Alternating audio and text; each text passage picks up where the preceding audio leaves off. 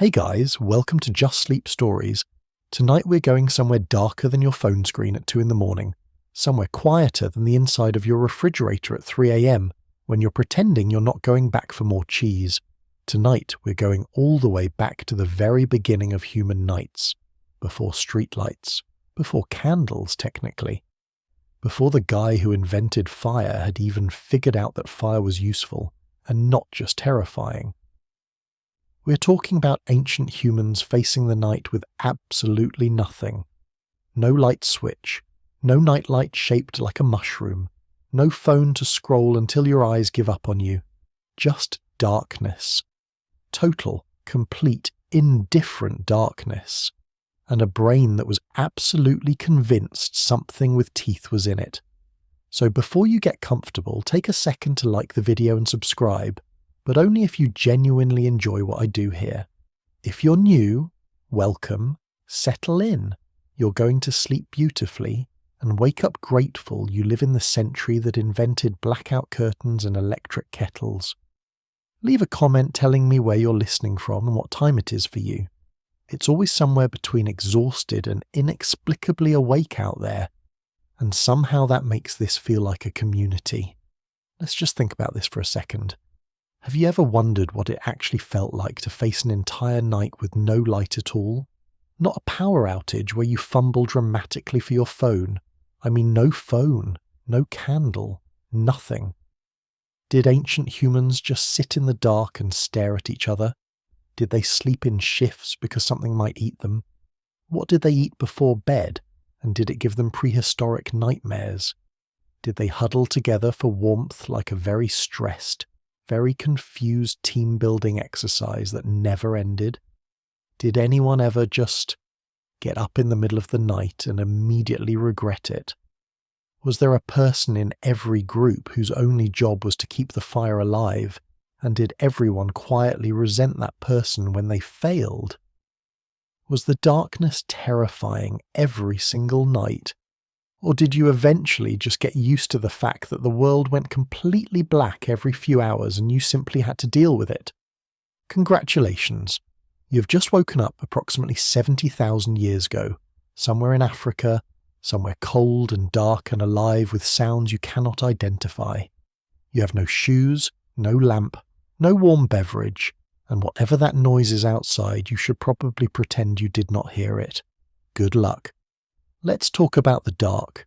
Not the cozy dark of your bedroom with the curtains drawn and the fan going, and a podcast murmuring in the background. The real dark. The kind of dark that ancient humans woke up inside every single night, long before fire was something you could count on. Long before anyone had figured out how to keep a flame going past sunrise. This was darkness with teeth in it, or at least darkness that sounded like it had teeth in it, which was honestly worse. Long before controlled fire use became widespread, and archaeologists now believe early humans had some relationship with fire as far back as 1 million years ago, though consistent, deliberate fire-making likely didn't become reliable until around 400,000 years ago. There were vast, uncountable stretches of human prehistory in which nightfall simply meant the end of visibility. Full stop. The sun went down and the world went black. And whatever was out there in the black was not your friend, and it was certainly not announcing itself. You were not the apex predator at night. You were the nervous mammal in the middle of the food chain, doing your best impression of something that was not worth eating. Your eyes, for what it's worth, were not built for this. Human night vision is famously mediocre. We are a diurnal species, built for the day, for bright open-air light, for spotting movement at distance under a clear sky. Put us in genuine, total darkness, and we are almost completely useless. You could not see your hand in front of your face. You could not see the ground beneath your feet. You could not see whether the rustle in the bushes 20 feet away was the wind, a small harmless creature, or something that had been watching you since before sunset and was now, quietly, making its approach. The only rational response to ancient darkness was to stop moving entirely and hope very hard. What this meant practically is that nightfall was not the gentle winding down of the day. It was a hard wall, a full stop imposed by physics. The moment light failed, your world shrank to the distance of your outstretched arm, and even that was theoretical. You could hear your group around you, breathing, shifting, muttering, and that was reassuring in the specific way that only pure animal proximity can be reassuring. Not comforting exactly, just evidence that you were not alone in the darkness, and that at least some of what was breathing around you was familiar. At this point in human history, familiar was the best you had. Familiar was basically 5 stars. Modern humans dealing with a power outage tend to experience approximately 4 minutes of genuine inconvenience before finding a phone, a candle, a neighbour with electricity, or a creative workaround involving a car charger and sheer stubbornness. Ancient humans dealing with darkness had none of these options. There was no workaround. There was no backup plan. There was no person in your contact list you could call to complain about this. The darkness was simply the condition of existence from sundown to sunup, and adapting to it was not a choice so much as a biological and social necessity, stretched across hundreds of thousands of years of very uncomfortable evenings. The psychological weight of that is almost impossible to overstate. Every single night, for the entirety of early human prehistory, the world became an unknown and threatening place. The same landscape that you move through confidently in daylight, the same trees, the same rocks, the same paths worn through the grass, became at night something entirely different. Something you could hear but not see. Something that could see you. Your brain, which is the same basic brain your ancient ancestors were running, knows this at a level below language. It is why you check the corners of an unfamiliar room in the dark.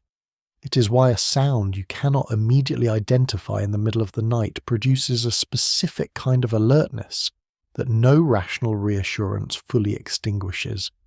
The ancient calibration is still running, still checking, still updating its assessment of whether the dark around you is the safe kind or the other kind. For your ancestors, it was almost always the other kind. And every single morning when light returned was a small, quiet victory. Not celebrated with fanfare, not marked with ceremony in those earlier stretches of human history, but felt deeply in the part of the brain that still lights up when you turn a lamp on in a dark room and experience, just briefly, that specific, uncomplicated relief of being able to see again. You survived the dark. Again. You did not know how many times you'd left, but tonight was not the last. Good morning. It is time to think about where you're going to sleep. Not what you're going to sleep on, that is a whole separate catastrophe we will get to, but where. Location. Real estate. The ancient human version of the question that consumes modern people for months and ends in spreadsheets, arguments about square footage, and one partner quietly resenting the other's insistence on the neighbourhood with the good coffee shops. For early humans, choosing a sleep location was not about aesthetics or proximity to amenities. It was a survival calculation made fresh every single night, and getting it wrong meant you did not wake up. The criteria were ruthlessly practical: elevation when possible, shelter from wind and rain, natural barriers on as many sides as you could manage, and ideally some kind of visual access to the surrounding landscape, so that whatever was coming for you in the dark at least had to come from a direction you could track. You were not looking for character. You were not looking for natural light. You were looking for walls, ideally walls that predated your arrival and required no maintenance. Caves are the most famous sleep location of the ancient world, and for good reason. Archaeological evidence of human habitation in caves stretches back hundreds of thousands of years across Africa, Europe and Asia. Caves offered something genuinely precious: walls. 3 solid sides, a ceiling, and a narrowed entrance that reduced the number of directions from which something unpleasant could arrive. A cave entrance you could monitor was infinitely better than an open plain where threats could approach from any direction simultaneously. Modern people rent apartments specifically because they only have one door to lock. Ancient humans understood this logic on a bone-deep level long before apartments existed, and they applied it every single evening with the focused attention of someone who had seen what happened when you did not. But caves were not cozy. They were dark, which, given tonight's theme, you have already begun to appreciate as a significant problem. They were damp. They were cold in ways that your 1 or 2 animal skins could not fully address. They had a smell that could only be described as ancient and occupied, because they usually were, and they were shared, not just with your group, but potentially with whatever animal had been living there before you showed up and expressed, through persistence and group numbers, that this was now a human cave. Sometimes the previous tenant was a bear. Sometimes the negotiation was not resolved in your favour. You moved on. You looked for the next option. There was always a next option, and you had learned by this point not to be precious about it. Rock overhangs and cliff faces were popular alternatives, slightly less enclosed than full caves, but offering overhead shelter and often a natural vantage point over the surrounding terrain.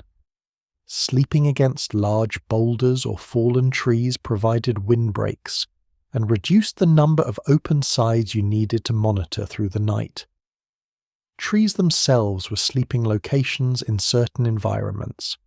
There is evidence suggesting that some early hominids slept in constructed tree nests, and some anthropologists argue that early human groups in forested areas may have done the same. The logic is sound. If the predators cannot reach you, the darkness is considerably less threatening.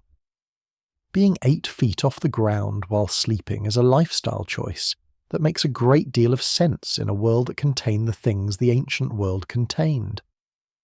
What you did not do, if you had any functioning survival instinct, was sleep in the open. Flat, exposed ground with no natural shelter and 360 degrees of potential approach was not a bedroom. It was an invitation addressed to everything in the landscape that ate things at night, and the address was your exact current location. The savannah at night was a dining room, and you were, at most, a medium-sized item on a menu being actively considered by things with significantly better night vision, significantly better hearing, and significantly less anxiety about the dark than you had. So you found your wall, you found your overhang, your cave, your cluster of rocks, your fallen tree with the hollow underneath that was just large enough for 2 people to press into back-to-back. You wedged yourself into the most defensible configuration you could manage. You pulled your group close. You arranged everyone so that the most vulnerable were in the centre, and the people most likely to wake quickly were on the outside. You looked at what you had. You decided it was adequate, because the alternative to deciding it was adequate was spending the night in a spiral of anxiety about its inadequacies, and the ancient brain, which was practical about things it could not change, had a mechanism for that. You stared into the dark. You listened. You waited until your body could not stay awake any longer, and sleep took you down whether you were ready or not. The real estate was terrible. The location was questionable. The neighbours were often actively predatory. But the rent for one more night was simply staying alive. Let's talk about fire, specifically about the person responsible for keeping it alive through the night. Because in any group that had figured out how to maintain a fire, a development that changed everything, absolutely everything, about what nighttime felt like, there was always someone whose job it was to make sure the fire did not go out. And that person had the most important job in the camp, and also, almost certainly, the worst night's sleep of anyone in it. Nobody elected them. Nobody gave them a title. They just had the job, the way certain people in every workplace have the job of noticing when things are about to go wrong, without anyone specifically asking them to do that, and without anyone specifically thanking them when they prevent it. Fire changed the night in ways that are difficult to fully articulate from the comfortable vantage point of a world full of light switches. A fire meant warmth in cold environments, where cold was not discomfort but death.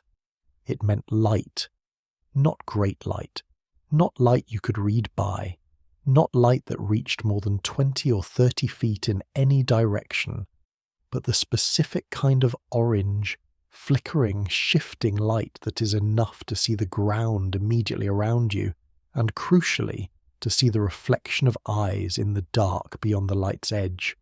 Which sounds terrifying, and it was, but it was also informative. You could see the eyes. You knew something was out there and roughly how far away and roughly in which direction. That was better than not knowing. That was the difference between reacting and being reacted to. Fire also meant predator deterrence. The evidence here is behavioural rather than directly archaeological, but the pattern holds across virtually every large predator that coexists with fire-using humans across history and into the present. They do not like it. Lions, hyenas, leopards, the animals that genuinely and repeatedly threatened early humans throughout the night, give fire a wide berth. Not universally, not forever, not in situations of desperate hunger, but reliably enough that a maintained fire at the edge of your sleeping area was, in practical terms, a security system. A flickering, smoking, occasionally spitting, temperamental security system that needed to be fed through the night, or it would simply stop working, at which point everything it had been deterring would notice the change in available information and adjust their behaviour accordingly. Hence the firekeeper. Not an elected position, not a celebrated role, more of a communal understanding that someone needed to be awake at intervals through the night, watching the fire, feeding it wood or dry grass or whatever fuel was available, and making sure the coal stayed alive until morning. In some groups, this may have rotated through willing or not entirely willing members. In others, older members who slept more lightly, or individuals who were injured and could not contribute in other ways, took on this role naturally. Some anthropologists have suggested that the firekeeper position may have been one of the first genuinely specialised social roles in early human communities, a person whose contribution was not hunting or gathering or child-rearing, but watching, tending, staying awake when everyone else needed not to be, and doing it night after night with the knowledge that the moment they stopped was the moment everything got significantly worse. Imagine that job in full, honest detail. The group is asleep around you, warm bodies pressed together in the firelight, breathing slowly, some of them snoring with the complete unconscious confidence of people who trust that someone else is handling the important thing. The dark beyond the fire's edge is absolute. The sounds of the night are continuous. Insects, wind, the distant calls of animals you're doing your best not to examine too closely. Your eyes are heavy. Your body wants desperately to join the sleeping pile. You're warm enough finally after a day of moving through a landscape that has no temperature preferences about your comfort, and the warmth is pulling you down. But you feed another piece of wood to the fire and watch the sparks rise, and you stay awake for another hour, because the alternative is darkness, and in darkness, things happen that you cannot stop if you cannot see them coming. You have heard the stories, you may have been present for some of them. The fire is not a luxury. The fire is not ambiance. The fire is the thing that stands between everyone sleeping around you and the outcome you have been specifically asked to prevent.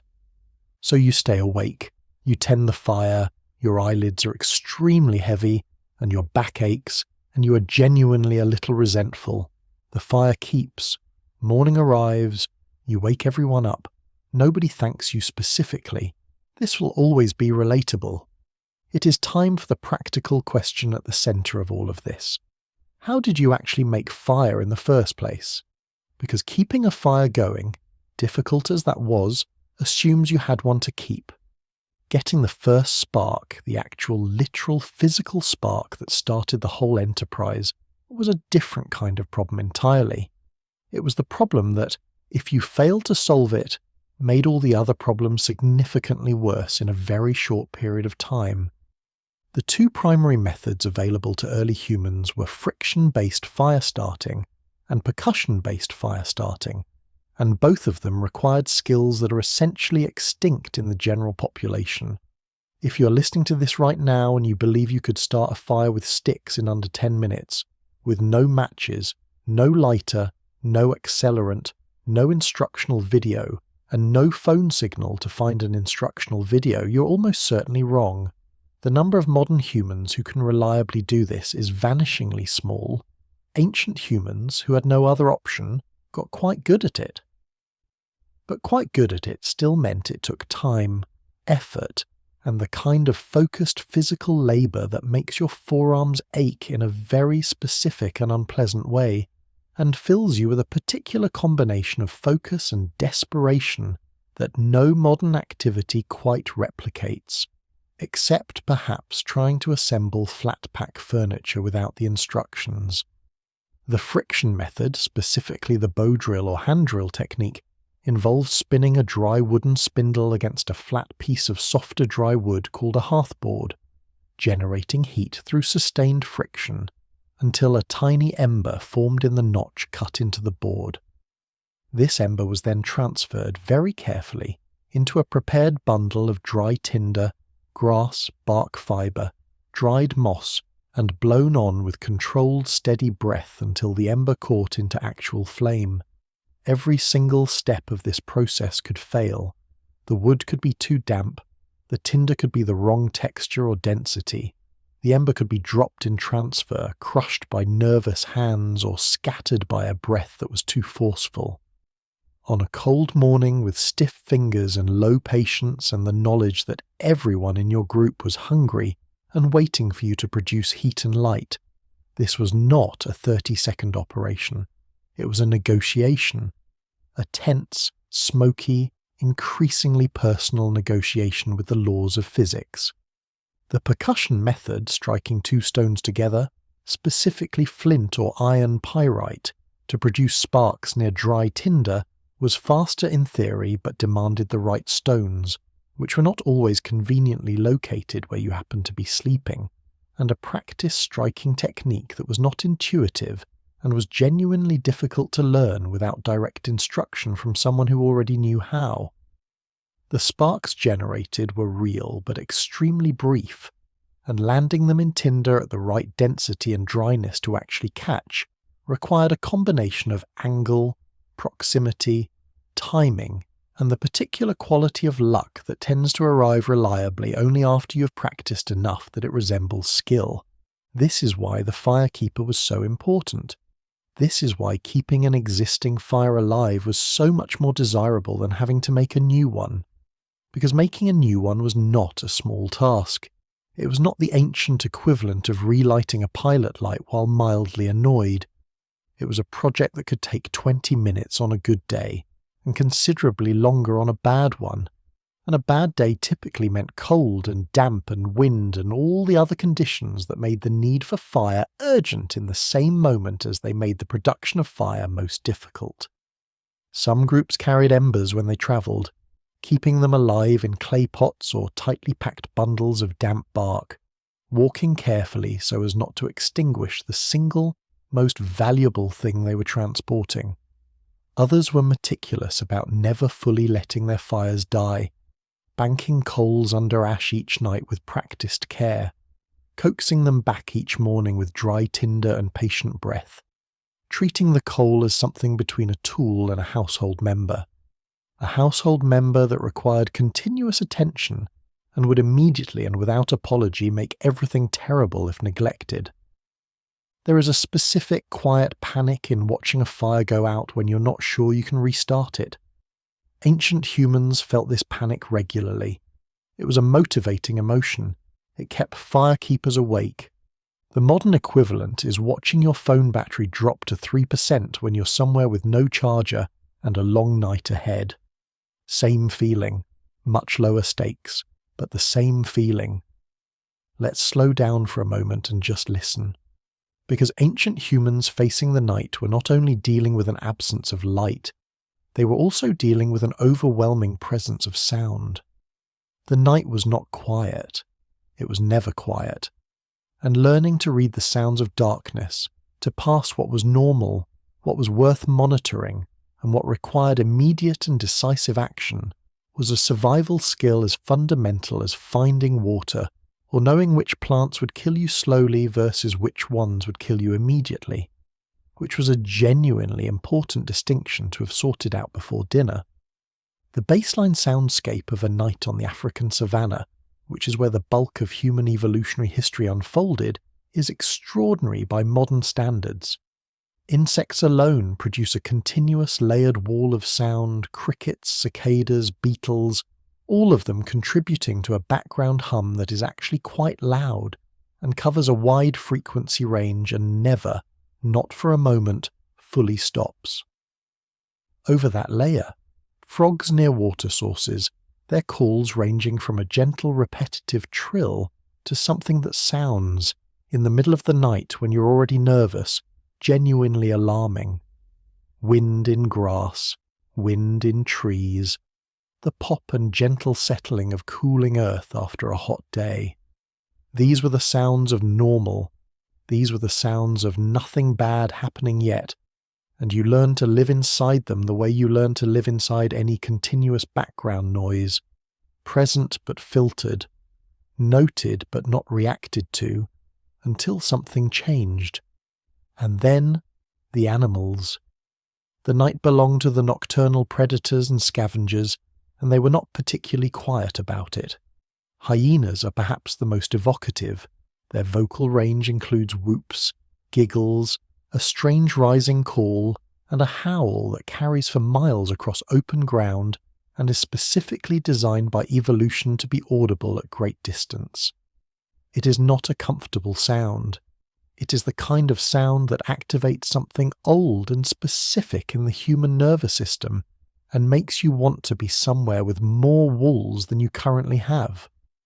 Lions produce a roar that carries for 8 kilometers and is felt as much as heard, a low vibration in the chest that does not register as sound so much as information about something very large and very capable occupying the near vicinity. Leopards make a rough, rasping cough, not dramatic but audible and close sounding even when the animal is some distance away, which is a feature of the sound that benefits the leopard and does not benefit you. You lay in the dark and you listen to all of this every night, and gradually you built a map. Not a visual map, you could not see anything, but an acoustic map, continuously updated, built from experience and pattern recognition, and the specific quality of alertness that the sleeping brain maintains even when consciousness is elsewhere. You knew what was far. You knew what was close. You knew which calls were territorial, an animal establishing presence, not actively hunting, and which had a quality that was harder to articulate but produced a specific physical response in your body that preceded any conscious thought, a shift in breathing, a stillness, a deep quiet in the muscles that was the opposite of relaxation. Here is the most important thing your ears told you, and the thing that modern humans have largely forgotten. Sudden silence was more frightening than any call. When the insects stopped, when the constant background hum of a living night landscape went quiet in a section of the dark around you, that was the sound of everything else pausing to pay attention to something you could not yet see. Insects go quiet when something large and dangerous moves through them. A wave of silence rolling through the night soundscape was, in every practical sense, an alarm. Not a loud alarm, not a dramatic alarm, a very quiet alarm which was somehow worse. Your ears were, in a real sense, your primary nighttime sense organ. Your eyes had resigned.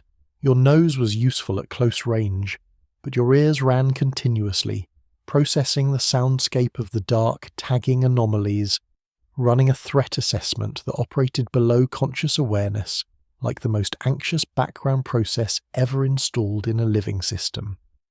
Modern humans retain this exact system. It is why certain sounds wake you from deep sleep, and others do not. It is why a branch snapping outside your window at 2 in the morning produces a quality of alertness that your phone alarm, despite being significantly louder and more obnoxious, simply does not match. The ancient calibration is still running in you, right now, in the dark, as you listen to this. It is listening for the silence. Everything is fine. The insects are still going. Nobody slept alone. That is the short version.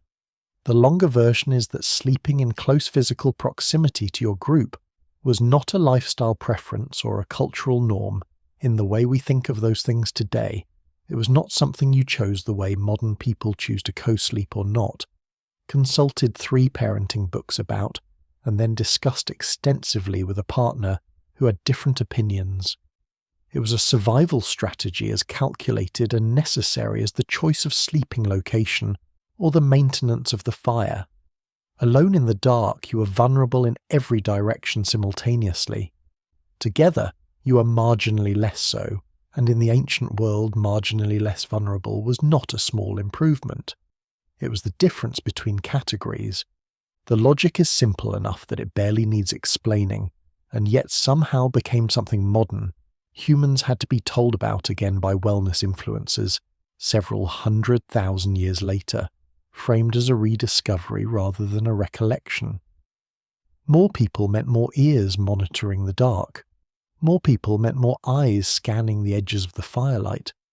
More people meant that any predator attempting to approach had to contend with a group response, multiple individuals waking, raising alarm, presenting a collective threat display, rather than the simple extraction of a single isolated sleeping person. Predators are generally quite sensible about cost-benefit calculations. A cluster of alert, responding, collectively noisy humans is not an efficient meal. A single person asleep alone at the edge of the dark is a different calculation entirely. This produced sleeping arrangements that would, by modern standards of personal space and individual comfort, be considered extraordinary. Your group slept together in a heap, essentially. Not in the awkward, apologetic way of people who have unexpectedly ended up sharing a hotel room and are being careful about the invisible line down the middle of the mattress, but in the easy, unconscious way of animals that have always slept this way and never developed the cultural scaffolding around personal space that makes modern humans so anxious about touching someone they did not specifically invite to touch them. There was no invisible line. There was just warmth and bodies and the continuous low-level reassurance of proximity. Children slept against their parents with the complete confidence of small things that have no concept of sleeping alone, because sleeping alone has never been offered to them as an option. Elders were positioned in the warmest and most sheltered spots, tucked into the centre of the sleeping cluster, where they were surrounded on all sides by the body heat of people who needed their knowledge and could not afford to lose them to a cold night. Adults arranged themselves with an instinctive understanding of who needed protection and who was positioned to respond quickly to the sounds at the periphery. It was, in the most literal sense, organised sleeping, a spatial arrangement that encoded the group's values and survival priorities in the geometry of where everyone's body ended up at the end of the day. There was physical warmth in this, which was not incidental. In cold environments or cold seasons, the body heat generated by a sleeping group was a meaningful and measurable contribution to survival. A human body radiates roughly 80 watts of heat at rest. Multiply that by the number of people pressed together around a fire, and you have the ancient equivalent of central heating, inefficient, occasionally argumentative, but genuinely effective. The middle position in a sleeping group was warmer than the outside position by several degrees that, in certain conditions, corresponded to several percentage points of survival probability. But there was also something else, something harder to quantify but no less real. The quality of sleep that happens when you're surrounded by familiar people, familiar breathing, familiar warmth. Sleep researchers studying contemporary small-scale societies with sleeping arrangements closer to the ancestral pattern The Hadza of Tanzania, various Amazonian groups, have found that group sleeping does not disrupt sleep quality in the ways that might be expected.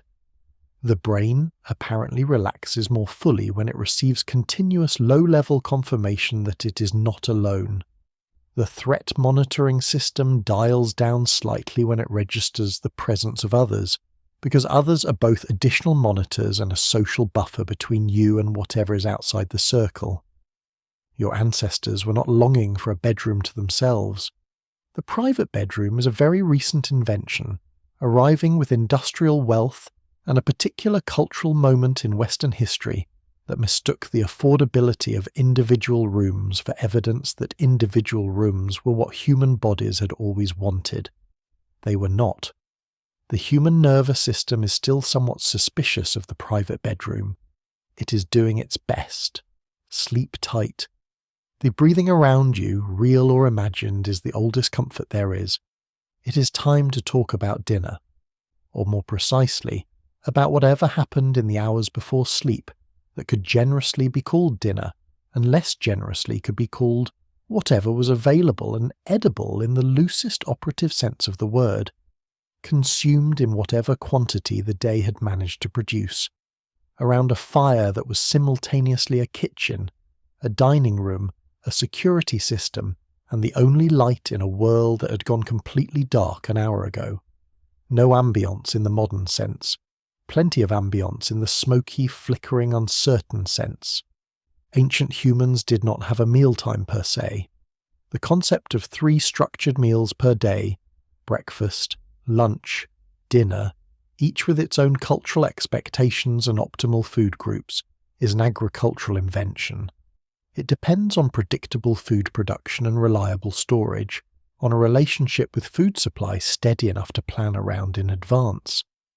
Hunter-gatherers, which is what the bulk of human prehistory involved, ate when food was available, and in whatever quantities were available, and the timing of that was dictated entirely by the hunt and the gather, rather than by any agreed schedule.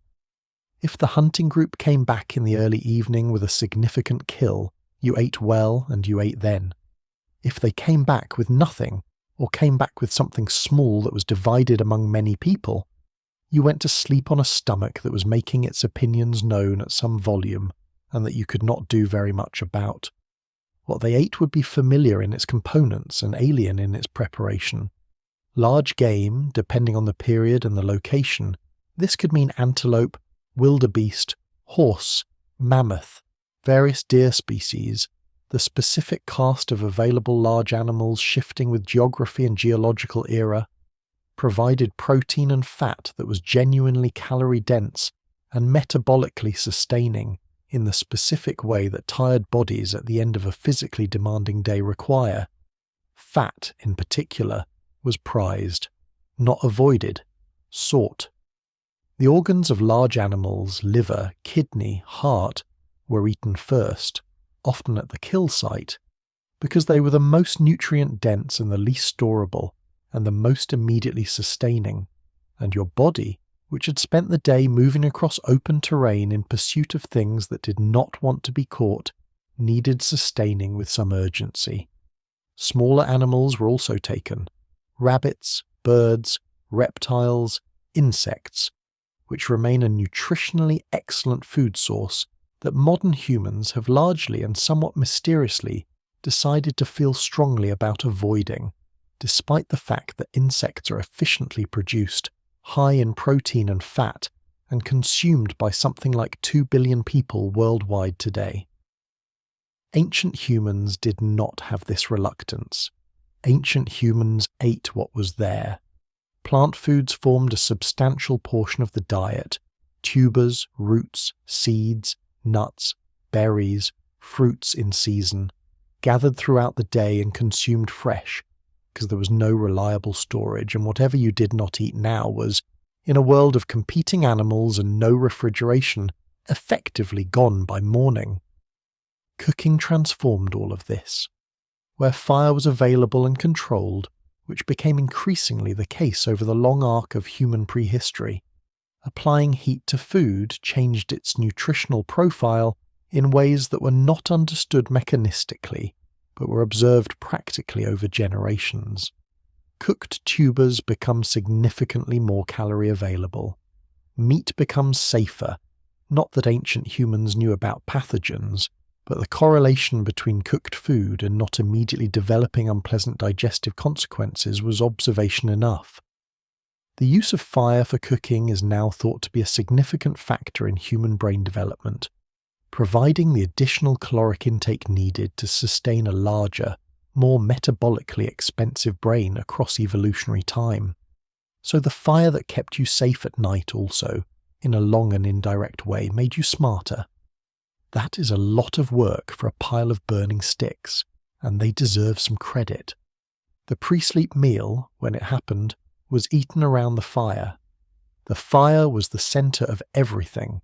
It was warm, it was light, it was where the group gathered after dark, and eating around it was the earliest version of the family dinner table, with all the social dynamics that the family dinner table implies, including the politics of who got how much, the negotiation of fairness across group members, the particular warmth of shared food in a difficult world.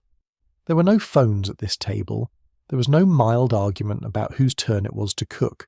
There was just fire and food and the people you'd been surviving alongside all day, and the dark pressing in from all sides, and for a little while warmth. You ate what there was. You were grateful it existed. Then you lay down, and eventually the darkness that had been waiting all evening very quietly swallowed you whole. No dessert. Let's linger a little longer at the fire, because what happened around it in the hours before sleep was not just eating, and warmth, and the practical management of survival. Something else happened there, something that changed what it meant to be human in ways that are still running through your life tonight, as you listen to a voice in the dark tell you stories about the past. Something that is, in the most literal and non-metaphorical sense possible, exactly what is happening right now between you and this moment. The fire created a social space. Not metaphorically, literally, physically, a defined circle of light in an otherwise lightless world, a boundary that said, inside here, we can see each other. Inside here, we are together and visible to each other, and whatever expressions are moving across each other's faces are readable, and that readability matters for the particular kind of social creatures we are. Outside there, and the outside was always very there, always immediately present, always audible. We cannot see, and we're not sure what is there, and we would collectively prefer not to think about it in any detail. The fire drew people together and kept them there, and the hours between darkness falling and exhaustion finally winning were filled by the evidence of every fire-using culture we have ever studied, and every campfire that has ever been lit in the presence of more than one human, with talking. Human language is old. The capacity for language is built into our anatomy and our neurology in ways that suggest it has been a feature of the species for a very long time. Some estimates place the emergence of complex language at 200,000 years ago or more, though this is genuinely difficult to establish archaeologically, because language leaves no direct physical trace, only inference from the behaviours it enables. What we can say is that fire and language appear to have developed in tandem, that the social conditions created by fire-centred evening camp life, the extended hours of enforced proximity, the need to coordinate and organise a group that had to function together to survive, the fundamental requirement of communicating intent across individuals with different information and different perspectives were precisely the conditions in which complex language would prove its worth most dramatically. The fire was not just a heat source, it was a meeting room. It was the place where the species became itself. Research by anthropologist Polly Wiesner comparing the daytime and nighttime conversations of contemporary hunter-gatherers, specifically the Juhwanzi of southern Africa, one of the most extensively studied hunter-gatherer groups, found something striking and important. Daytime conversations were primarily practical: work, food, local social concerns, the immediate logistics of daily life, but nighttime conversations around the fire, accounting for roughly 80% of nighttime talk, were dominated by stories, personal narratives, accounts of distant people and events, songs, jokes, what Wiesner describes as performance and drama. The fire, in other words, was where storytelling was born, not as entertainment added onto life as a luxury for those with sufficient comfort to afford it, but as a core social technology by which a group made sense of the world, transmitted knowledge across generations, maintained social bonds across distances, and processed the enormous complexity of being a socially intelligent animal in a world that was very large and very dark and very full of things that wanted to eat you.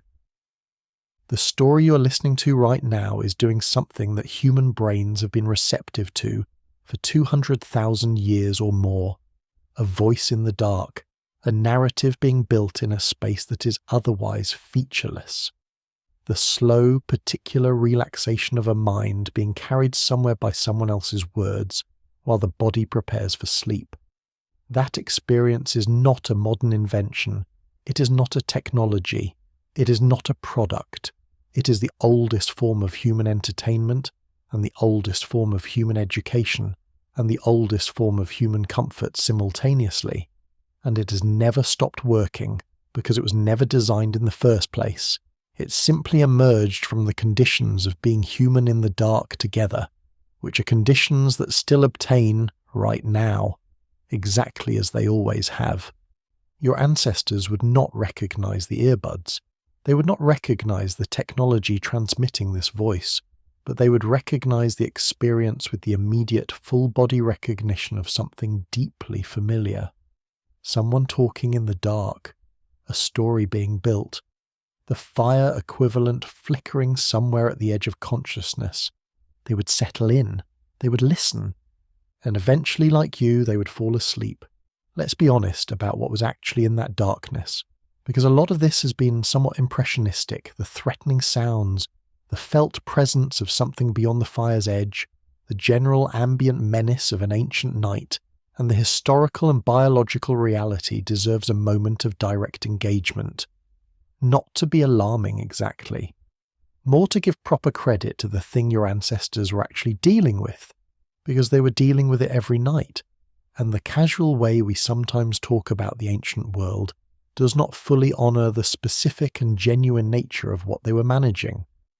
The African savanna, where the bulk of human evolutionary history took place, supported during the Pleistocene era a predator community of extraordinary richness and diversity. Lions were present, larger, on average, than their modern descendants, ranging across wider territories and present in greater numbers than today's dramatically reduced populations. The lion in the ancestral environment was not a distant and declining species viewable from a tourist vehicle at respectful range. It was a neighbour, a large, powerful, socially intelligent, nocturnal preferring neighbour that shared your landscape and regarded you as a potential food item of manageable size. Leopards shared the habitat, smaller and more solitary, but famously capable of taking prey significantly larger than themselves, perfectly adapted to a nocturnal lifestyle, and able to operate in terrain where lions could not follow. A leopard in a tree above your sleeping location was a scenario that genuinely happened, and that the humans who survived it remembered in specific detail for the rest of their lives.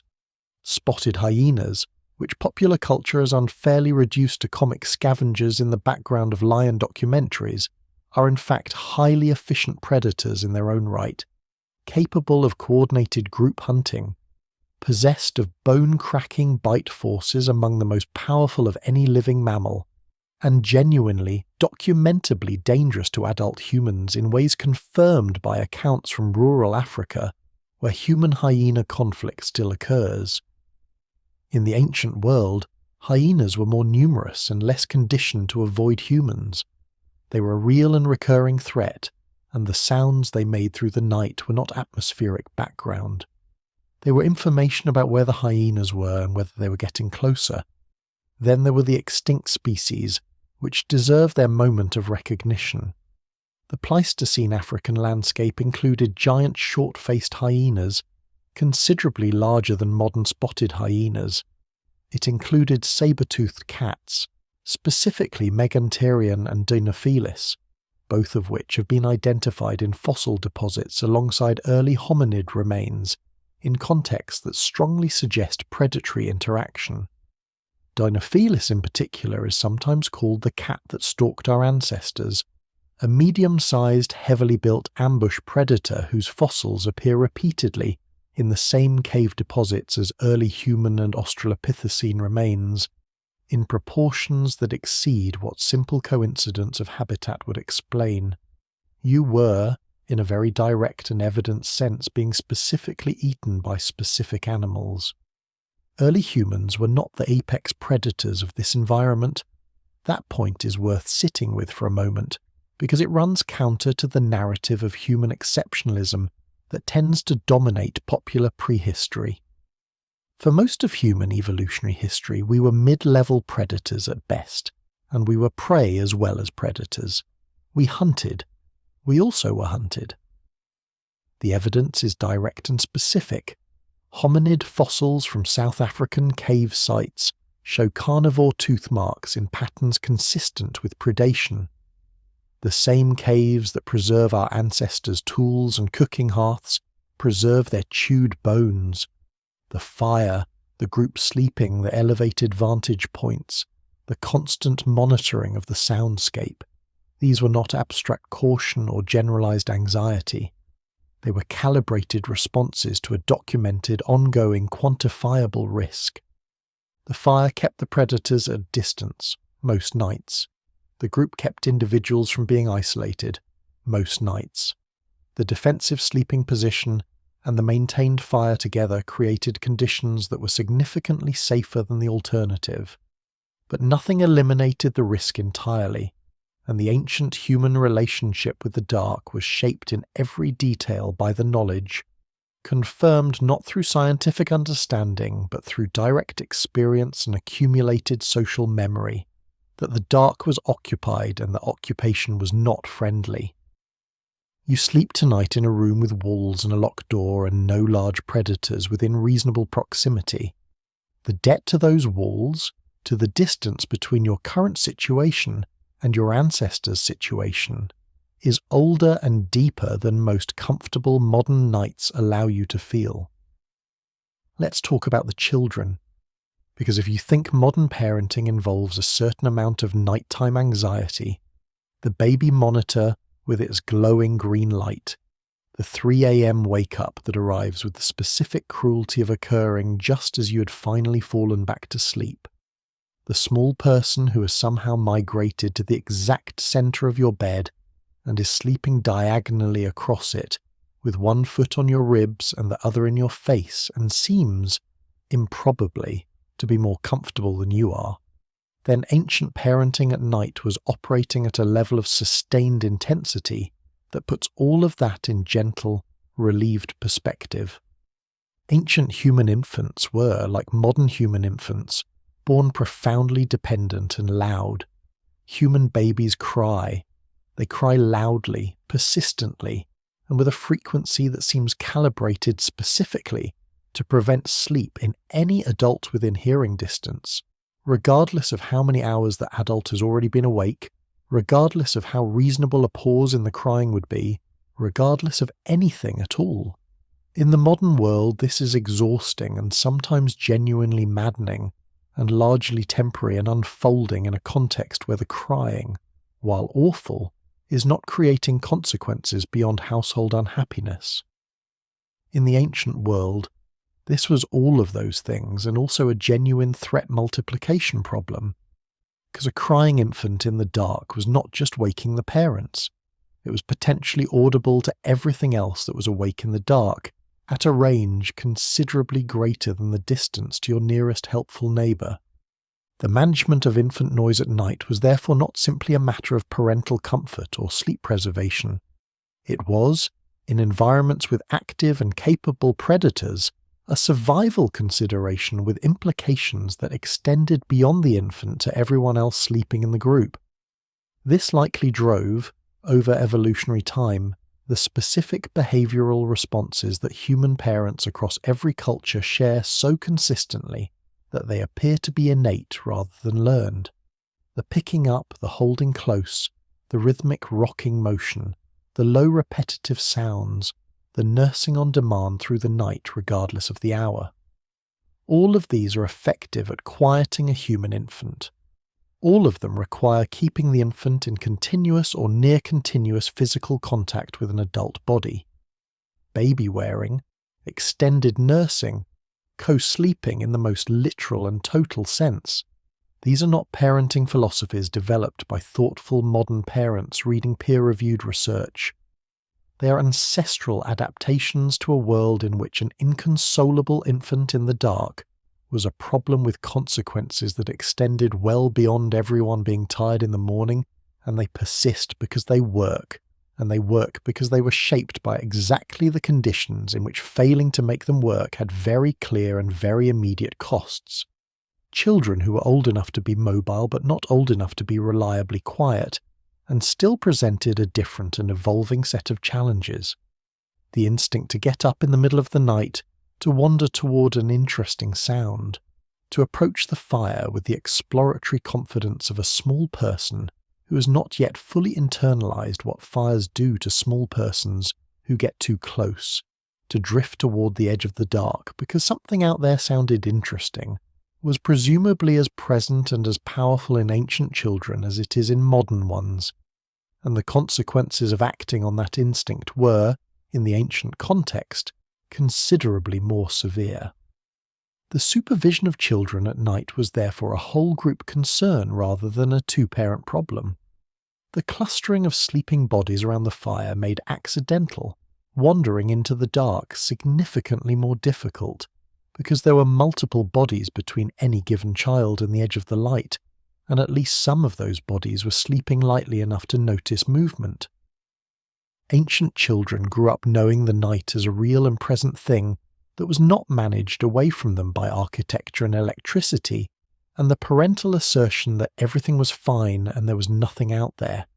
There was something out there. They knew this because they had heard it. They'd grown up listening to the adults in their group respond to it with a seriousness that confirmed it was real. They learned, young and directly, without the mediation of parental reassurance, that their fears were unfounded, that the dark had contents, and that the fire, the group, and the adults who stayed awake were what stood between them and those contents. This knowledge was not presented as frightening. It was presented as simply true, in the matter-of-fact way that ancient children were given true information about the world they actually lived in, because the world they actually lived in required accurate information to navigate.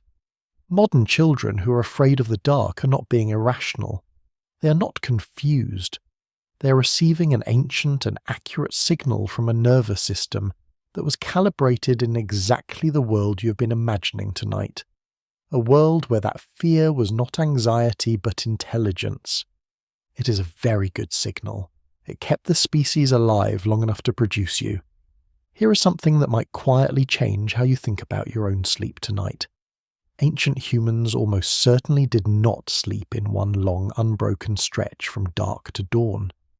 The concept of a single consolidated period of sleep, the 8-hour block that modern people are told to achieve and feel vaguely guilty about failing to achieve, the metric by which an entire generation has decided to measure their personal inadequacy at the most basic biological function they perform, is, by the evidence of sleep historians, anthropologists, and researchers who have studied pre-industrial and contemporary small-scale societies, a relatively recent expectation. What came before it was something different, something older, something that, if you have ever woken at 3 in the morning and lain there with your thoughts for an hour before drifting back to sleep, will feel less like a malfunction and more like a recognition. Historical references to what researchers call segmented or biphasic sleep appear across pre-industrial European cultures with a consistency that suggests it was simply how people slept, unremarkably and without medical concern for most of recorded history.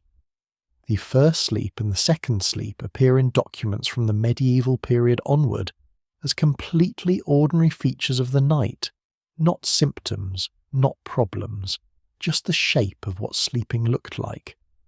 People went to sleep at dark, slept for several hours, woke naturally in the middle of the night, were awake for a period of 1 to 2 hours in what contemporaries describe as a quiet and slightly altered mental state, and then slept again until morning. The period of wakefulness between the two sleeps was not insomnia. It was not a disorder to be treated with medication and anxiety. It was simply time used for prayer, for quiet conversation, for tending the fire, for sex, for lying in the dark thinking the particular kind of unhurried, uncrowded thoughts that the middle of the night produces in people who are not trying to suppress it with a screen. For ancient humans, this pattern had functional advantages beyond simply matching the underlying architecture of the human sleep cycle. The middle of the night waking was, in a world without reliably maintained fires and with active predators and genuine environmental threats, the natural moment for checking in with the physical world.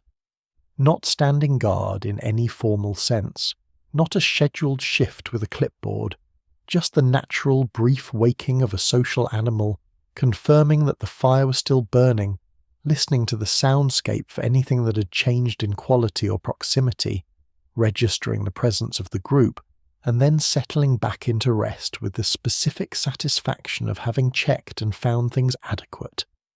A quiet survey of the situation. Everything still there. Fire still lit. Group still breathing. Dark still occupied by the usual sounds in the usual places. Good. Back to sleep. Contemporary research on the Hadza of Tanzania, a hunter-gatherer group whose lifestyle offers one of the closest living analogues to ancestral human existence that remains accessible to study, found that members of the community rarely all sleep at the same time. At virtually any point during a Hadza night, some members of the group are awake. Not because they have insomnia, not because they chose a nighttime schedule, but because natural variation in sleep timing across individuals means that the group as a whole maintains a kind of continuous, low-level, distributed wakefulness across the full night. Some are early sleepers and early risers, others sleep later and wake later. Some wake in the middle and lie quietly for a time before returning to sleep. The result, across the group, is that the night is never fully unmonitored, never fully unwatched, without anyone specifically being assigned to watch it. Your ancient brain, running the same underlying software as your ancestors, still does this.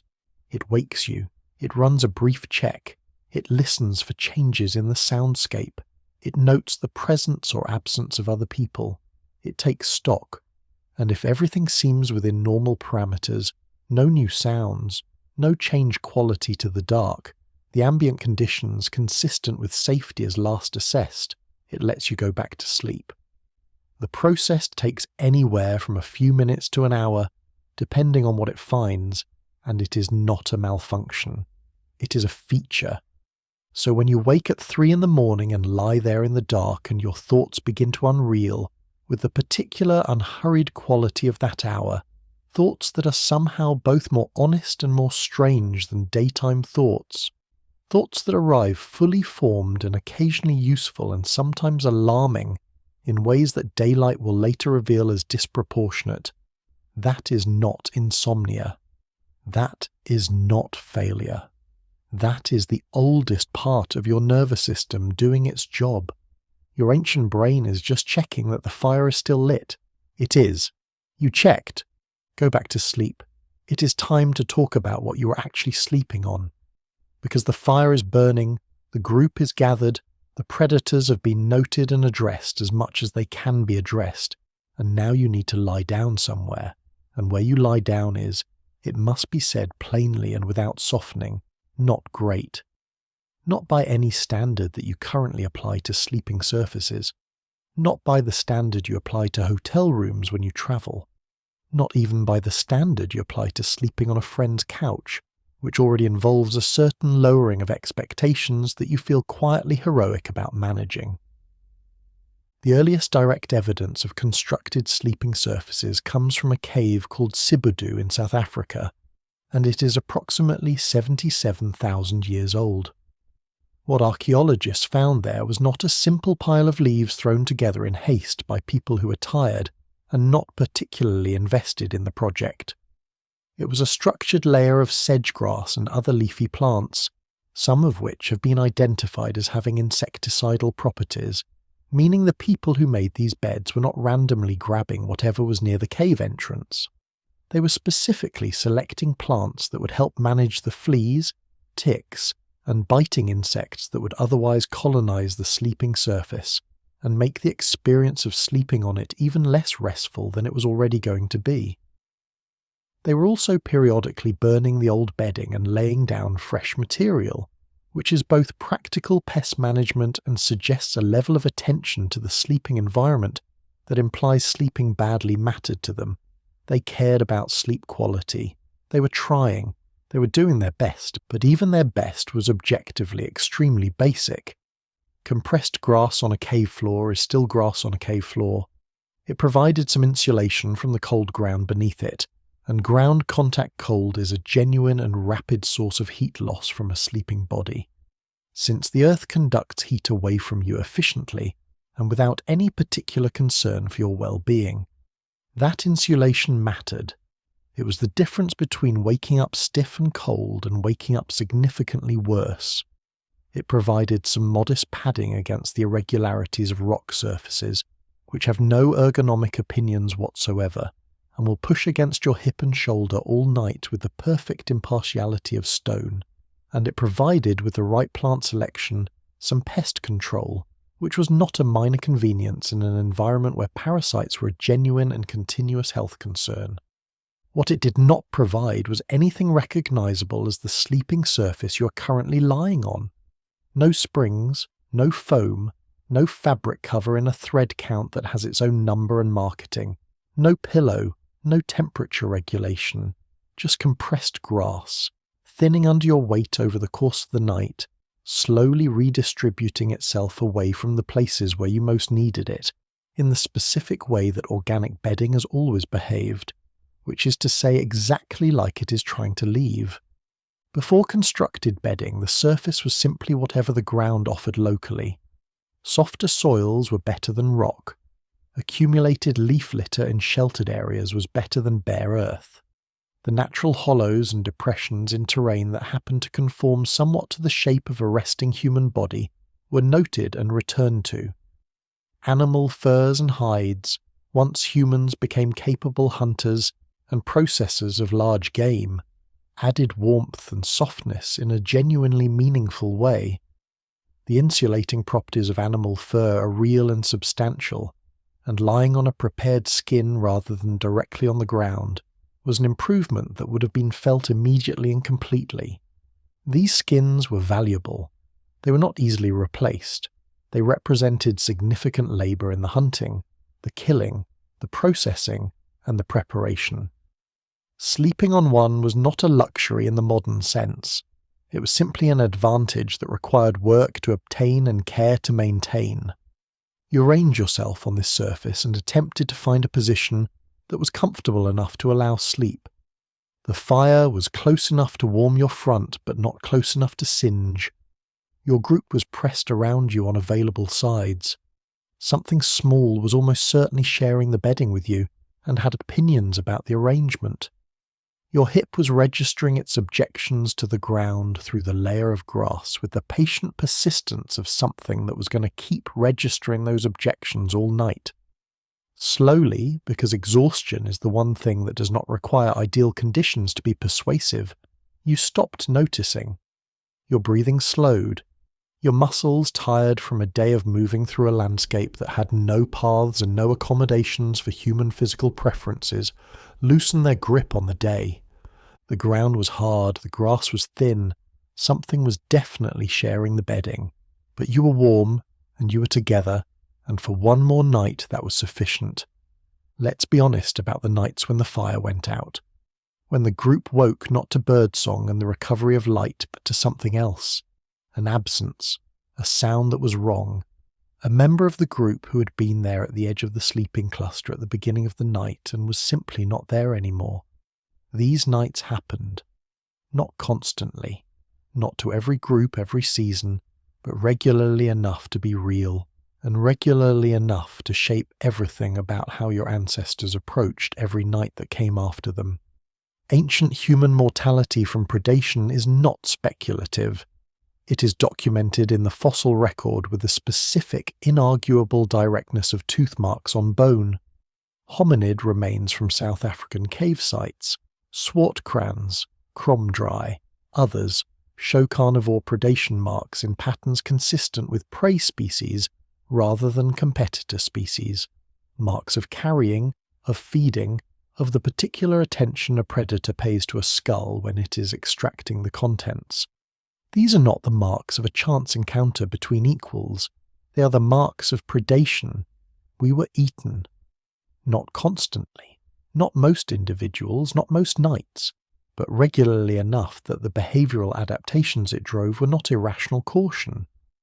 They were calibrated responses to documented, ongoing, quantifiable risk, maintained across hundreds of thousands of years of selection pressure. When someone was lost to the night, to a predator, to exposure in conditions that crossed the threshold between survivable cold and not survivable cold, to the kind of accident that happens when you move in genuine darkness over terrain that has no sympathy for the fact that you cannot see, the group experienced something that was grief in every recognizable sense of the word. Chimpanzees, our closest living relatives by significant margin, display behaviours after the death of group members that researchers describe with terms from grief literature: carrying of deceased infants, social withdrawal, changes in behaviour that persist over weeks. There is no credible reason to think early humans, with their more complex social bonds and their more developed capacity for symbolic thought, were less capable of mourning than chimpanzees. There is every reason, given the nature of the relationships built over thousands of shared nights around the same fires, to think that loss was felt fully and remembered long. What this produced beyond grief was learning, the specific and detailed learning that only comes from something having gone terribly wrong. The night the fire went out, the direction from which the predator came, the member of the group who woke first and what they did and what difference it made, the thing that was noticed the next morning that had not been noticed the night before. These events were processed, not in written reports, not in formal debriefs, but in the stories told around subsequent fires, in the specific and practical way that hunter-gatherer oral knowledge transmission works. This happened. Here is what it teaches. Here is what we do differently because of it. Here is the information that will be available to you when a similar situation arrives. The transmission of survival knowledge through narrative is one of the most fundamental functions of human storytelling, and it was built on real events and real losses. The story of the night something went wrong was told not for entertainment, though it may have been compelling in the way that all high-stakes narratives are compelling, but because it contained information that the group needed to have and that the next generation needed to inherit. The firekeeper who fell asleep, the sleeping location that turned out to have a weakness they had not identified, the sound that in retrospect was different from the normal sounds and that should have been acted on sooner. These details were preserved in story because writing did not exist, and preserved in story they survived. The darkness was not always defeated. Sometimes it won. Sometimes a family woke smaller than it had been the night before. Sometimes a group came through a winter with fewer members than it had entered it. These losses were absorbed and processed and encoded in knowledge and in grief, and in the specific quality of attention that subsequent nights received, an attention shaped by the memory of what insufficient attention had cost. But morning came again, and the survivors gathered around a new fire and they were still there, which was the decision to keep building fires, to keep choosing better sleeping locations, to keep watching, to keep telling the stories that might prevent the next night from going the same way. It is a very human thing to do. It may be the most human thing there is.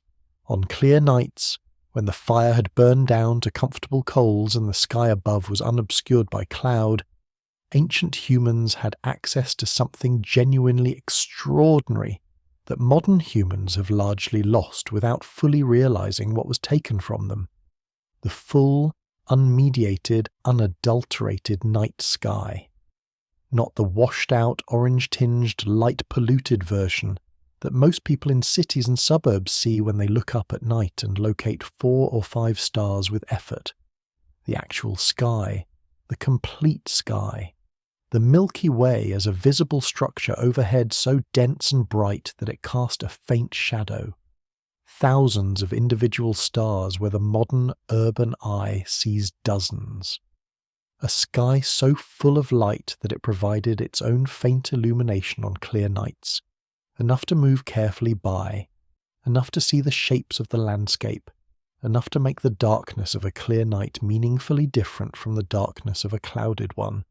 And ancient humans did not simply lie on their backs and admire it aesthetically, though one genuinely hopes they did that too, because the complete night sky on a clear night is one of the most beautiful things the earth offers, and it deserves admiring. They read it. The night sky, to people who spent their nights outside under it and looked at it every clear evening of their lives from childhood through old age, was a dense and legible information system. It told you where you were in the landscape, which direction was which, with Polaris as a fixed navigational reference point throughout the Northern Hemisphere and the Southern Cross serving the equivalent function in the South. It told you what time of night it was, with a precision that builds over years of close observation into something approaching instinct. The movement of specific star groups across the sky through the night is a clock, and it is accurate. And people who read it regularly can tell you the time from it within a comfortable margin. It told you what season you were in, and therefore what was coming. The heliacal rising of specific stars, the moment in the year when a particular star or constellation first becomes visible, just before dawn after a period of absence, has been used across cultures worldwide as a seasonal marker, a calendrical anchor, a signal that specific plants would soon be available, or specific animal migrations were beginning, or specific weather patterns were approaching. The Pleiades, a star cluster visible to the naked eye in the constellation Taurus, are used as seasonal indicators by indigenous cultures across the Americas, Africa, Australia, and the Pacific in ways that may reflect knowledge traditions tens of thousands of years old. The stars were not decoration. They were a working calendar available to anyone who paid attention. Human knowledge of the stars is ancient in ways that archaeology is only beginning to document. Cave paintings at Lascaux in France, dating to approximately 17,000 years ago, include groupings of dots that several researchers have interpreted as representations of star clusters, specifically the Pleiades and the pattern of Taurus, depicted in spatial arrangements that correspond to their actual positions in the sky. If correct, this is not simply art. It is a sky map. It is evidence that people 17,000 years ago were attentive enough to the night sky to record it, and that they considered it worth recording. Aboriginal Australians carry astronomical knowledge in their oral traditions that some researchers believe may date back 60,000 years or more. Knowledge of star movements, seasonal indicators, and navigation using the night sky transmitted continuously for longer than any written record anywhere on Earth. The depth of that accumulated knowledge is almost impossible to fully appreciate. 60,000 years of people watching the same sky and passing forward what they saw. The stars also provided something that is harder to quantify than navigation, but no less real: the consistency of them.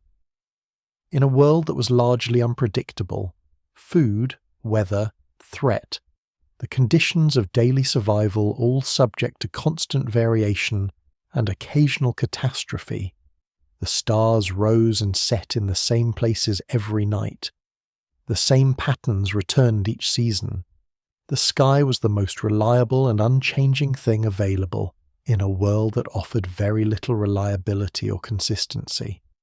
Looking up at stars that were exactly where you expected them to be, that moved across the sky at exactly the rate they always moved, that returned in the same sequence they had always returned, that might have provided something genuinely stabilizing, a kind of order imposed on chaos, evidence that the world ran on rules, even if many of those rules were not yet understood.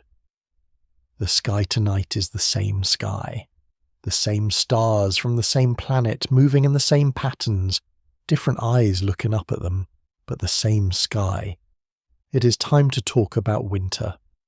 Because the night was not a fixed quantity, it expanded and contracted with the seasons, and in the higher latitudes where human populations gradually spread, as the species moved out of Africa and into Europe and Asia, winter nights could stretch to 15, 16, 17 hours of darkness and more.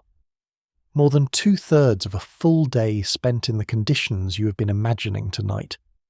All of the challenges of surviving the night, the cold, the predators, the fire maintenance, the limitation of visibility, the management of children and the elderly, the maintenance of group cohesion in the dark, became proportionally more demanding when the night occupied the majority of available time, and the day shrank to a brief, low-angled window of pale light that was over before it had properly begun. The first and most immediate consequence was cold. Winter nights in the temperate and subarctic environments that humans eventually colonized were not merely uncomfortable in the way that a cold room before you found the thermostat is uncomfortable. They were lethal to under-equipped bodies and ancient humans, even with fire, even with animal furs, even with groups sleeping in sheltered locations and every practical adaptation they had developed over generations, were operating with a much narrower margin of safety against cold than any modern person ever experiences without specifically and deliberately choosing to go camping in adverse conditions. Hypothermia is silent and insidious, and, in one of the crueler tricks that physiology plays on its owner, produces, in its advanced stages, a sensation of warmth. The body that is shutting down from cold begins to feel warm. People experiencing advanced hypothermia have been documented removing their clothing because they feel suddenly, intensely hot. This is the body's cooling system failing. It feels, from the inside, like relief. Ancient humans who survived winter carried knowledge of this phenomenon whether or not they had words for it, and that knowledge was passed forward in the specific terms of watch, for the person who says they are warm when they should not be warm and do not let them sleep. Food became critical in a different way in winter. The caloric demands of maintaining body temperature in cold conditions are significantly higher than in warmth. A body working to stay warm is burning energy continuously and at an elevated rate, and that energy has to come from somewhere. In the summer and autumn months, in a landscape of abundant food, you ate and your body stored. In winter, those stores were drawn down. Groups that had eaten well in the abundant seasons were groups that still existed in spring. Groups that had not, that had faced bad hunting seasons, that had lost members and therefore capacity, that had been unlucky in ways that the ancient world distributed with complete impartiality, were groups that became smaller or stopped existing entirely. The margin between enough and not enough, in a winter without stored food and without any mechanism for obtaining more food from a landscape locked under frost, was very narrow and very real, and everyone alive felt it. The psychological weight of a long winter night is something that modern humans living in northern latitudes still register as a kind of attenuated cultural memory, the particular oppressiveness of a dark afternoon in December, the anxiety that the shortening days of autumn produce in many people, that no amount of rational reassurance fully resolves, the specific relief felt on the day after the winter solstice, when the fact of light returning becomes technically true, even though nothing has visibly improved yet. These responses are real and measurable and disproportionate to the actual consequences of short winter days in a centrally heated world. They are the ancient calibration still running at low power, still noting the reduction in light, still flagging the implications of what reduced light historically meant. In the ancient world, those implications were not attenuated. They were immediate and concrete. Long nights meant more hours of maximum vulnerability, more hours in which the fire had to be maintained, more hours of cold that the fire incompletely addressed, more hours of a darkness that the body was not built to navigate, full of things the body was not equipped to face without the specific and continuously maintained advantages of fire and group and shelter, and yet people survived. They moved into shelters when shelters were available. They wore more furs. They maintained their fires with heightened vigilance. They slept more, which is the intelligent response of a warm-blooded animal to cold and limited food. Reduce energy expenditure, reduce exposure, wait in the warmest available position for conditions to improve. They stored food when they could. They shared when sharing was necessary, because a community that did not share in winter was a community that would be smaller by spring. They waited for the light to return. It always returned. It still does. Let's talk about the dark that was inside. Because the nights of ancient humans were not only threatened from outside, the predators in the landscape, the cold working through inadequate shelter, the darkness full of sounds that required continuous interpretation. There was another kind of threat that arrived without warning and spread without any visible agent and produced, in a world without medicine, without germ theory, without any framework for understanding what was actually happening inside a sick person's body, a specific and profound helplessness that was different in quality from any external threat. External threats you could respond to. You could maintain a fire against the cold. You could build a wall against the wind. You could monitor the dark for the reflection of predator eyes. But when the enemy was inside, when the body itself became the problem, there was very little to do except stay close, maintain warmth, and wait. Illness arrived without announcement. A child who went to sleep healthy and woke in the night burning with fever. An adult who lay down after the evening meal and could not rise easily the next morning. The particular progression of symptoms that the people caring for a sick person would have recognized from previous occurrences, the sequence from early signs to full illness to either recovery or the specific quieter deterioration that preceded death, was known through direct observation over many generations without any of the explanatory framework that would eventually be developed to make sense of it. They knew what it looked like. They did not know what it was. That gap between observation and understanding is its own kind of darkness, and the ancient people navigating illness were navigating it entirely without a map.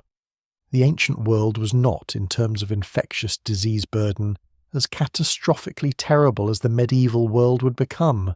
The concentration of large numbers of humans with domesticated animals in permanent settlements created entirely new pathogen opportunities that hunter-gatherers largely avoided by virtue of their mobility and their smaller group sizes. But infectious disease was present. Parasites were present and common.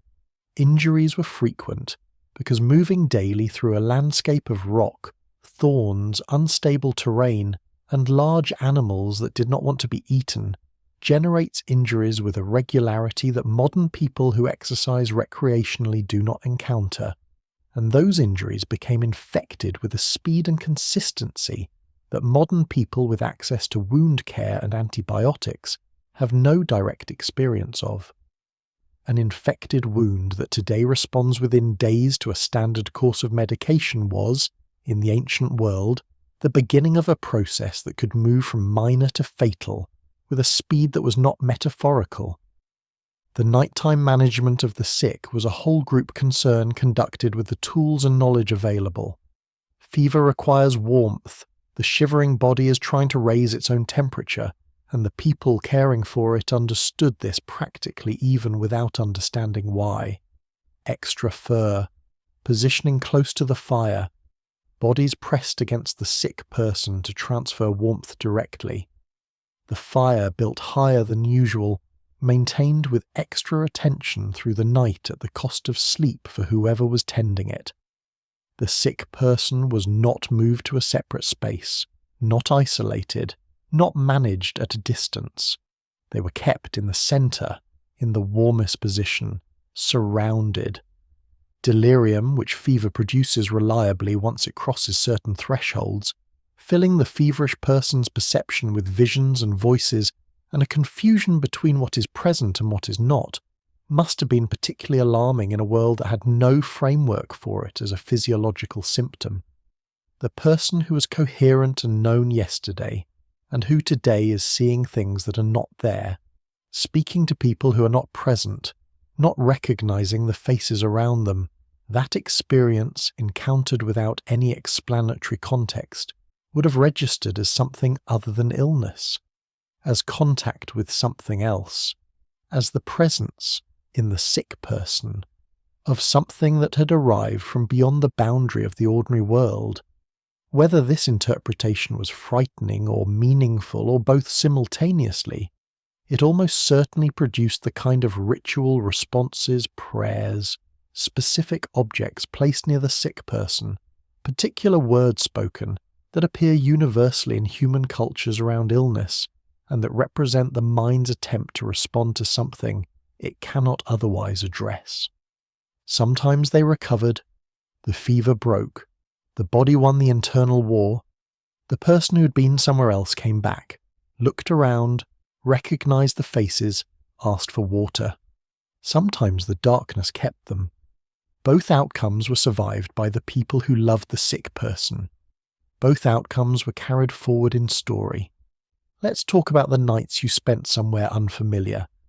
Because ancient hunter-gatherers were not stationary, one of the defining features of the lifestyle is seasonal movement across a known territory, following food sources as they appear and disappear through the turning year, moving when resources at one location are exhausted, following the patterns of the animals you hunt and the plants you gather across a landscape that operates on its own schedule without any particular consideration for whether the timing is convenient for you.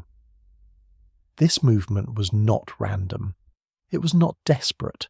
It was planned, guided by accumulated knowledge of the territory passed forward through generations, an intimate understanding of which valleys held water in which months, and which hillsides supported which plants, and which areas were used by which animals at which times of year. The territory was known, but it was large, and moving through it meant regular encounters with sleeping locations that were not the one you had been using. The first night in a new location was worse than subsequent nights. This is a pattern documented across contemporary small-scale societies and familiar to any modern person who has spent a night in an unfamiliar place and noticed that sleep arrived less easily and felt less deep than it does at home. The brain in an unfamiliar location dials up its threat monitoring activity and reduces the depth of sleep, maintaining a higher baseline alertness through the night. This is not imagination or anxiety in the anxious personality sense. It is a measurable, documented neurological phenomenon. One hemisphere of the brain, on the first night in a new location, maintains lighter, more easily interrupted sleep while the other hemisphere rests more fully. It is called the first night effect, and it has been observed in sleep research with sufficient consistency to be considered a normal feature of human sleep biology rather than an anomaly. It recedes after the first night as the new location is assessed, categorized, and filed under known rather than unknown. For ancient humans, this effect was not a minor inconvenience producing mild sleep disruption in an otherwise comfortable hotel room. It was a meaningful difference in the quality of protection available to a group sleeping in a location they had not yet fully assessed. You knew the territory in the general sense. You had been told about this valley, these rocks, this water source, by people who had been here before, but you did not yet know the specific sounds that this location produced at night. You did not yet know which direction the wind came from here and what it carried. You did not know the particular geometry of the dark from this vantage point. The first night, you were learning all of this in real time, with your sleep standing by as the thing that would be compromised if the learning required it. Setting up a new camp before nightfall, and the timing of this was not casual, because nightfall did not wait for you to finish thinking, involved rapid assessment conducted with the focused attention of people who had done this many times and knew what the assessment needed to cover. Wind direction for fire placement. The fire needed to be positioned so that smoke blew away from the sleeping area, and so that the fire itself was sheltered from the wind that might extinguish it. Water proximity for multiple reasons, not least because water sources at night attracted the animals that came to drink, and those animals attracted the predators that followed them. Natural shelter quality, which walls were available, which provided coverage from which directions, which angles of approach were blocked, and which remained open. The specific sounds of this place, noted carefully in the last light of evening so that the same sounds heard later in darkness would register as known rather than unknown. All of this happened quickly. The dark came when it came. By the time it arrived, you needed to be settled and the fire needed to be established and the group needed to be in position, because the alternative was conducting your assessment in darkness, which was not an assessment at all. It was just hoping. The new place became known by the third night, or the fourth. The brain filed it. The first night effect subsided. The particular sounds of this location sorted themselves into background and foreground, with the same efficiency they had at the last location and would at the next. Sleep came more easily. The body relaxed its vigilance by a fraction, and found that nothing terrible had happened, and adjusted accordingly. Somewhere in the long chain of experience encoded in your DNA, this recalibration has happened thousands and thousands of times, in hundreds of different locations, across hundreds of thousands of years. You are, in a very direct sense, built for this. Let's add rain to all of this.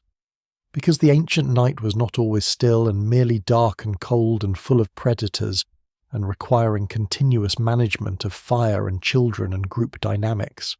Sometimes it was also wet.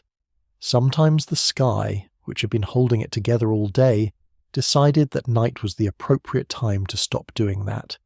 And the rain arrived, and the rain in your world is a minor inconvenience that you manage by going inside, finding an umbrella, or simply accepting that you will be briefly and inconsequentially damp. In the ancient world, the rain arrived as a compound problem that touched every other existing difficulty at once, and amplified each of them with the impersonal efficiency of water, which does not care about your plans or your fire, or the carefully arranged sleeping situation you spent the last hour establishing. Rain's most immediate and consequential effect was on the fire. The fire, which was warmth and light and predator deterrence, and the centre of everything that made the night survivable, was vulnerable to water in ways that were immediate and obvious and deeply unwelcome.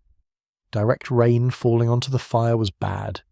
Rain driving in from an unexpected angle and reaching the fuel supply was bad.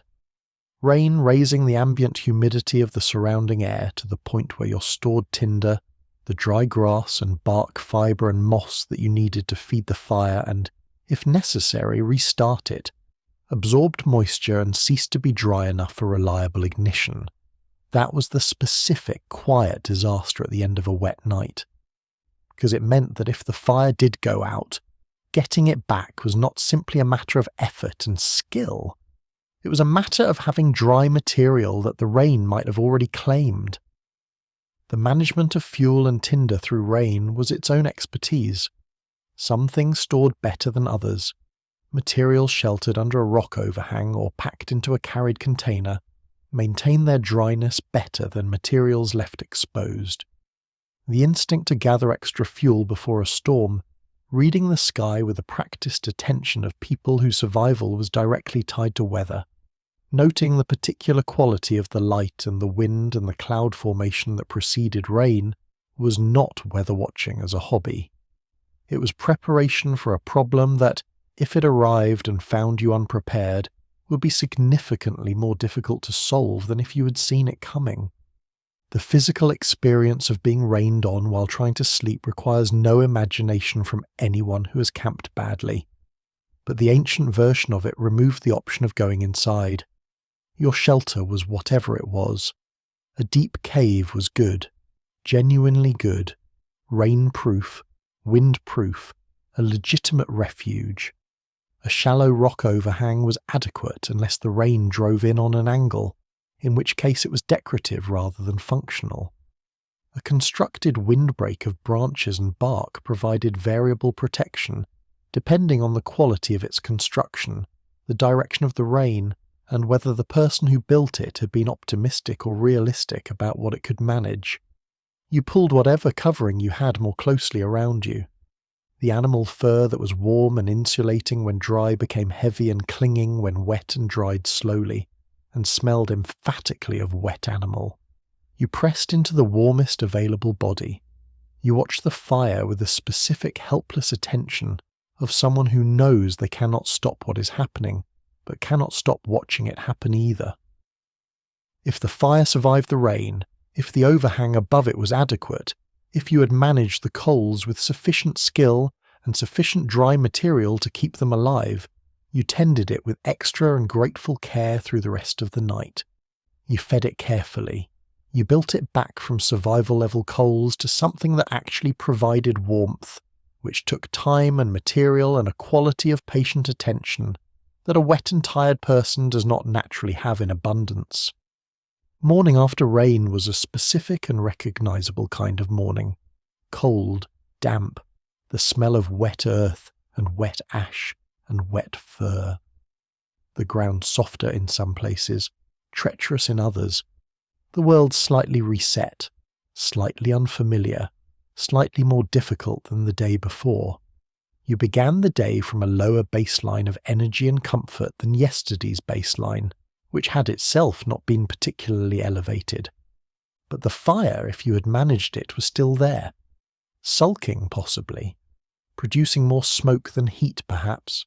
Requiring encouragement that you were not sure you had the patience to provide.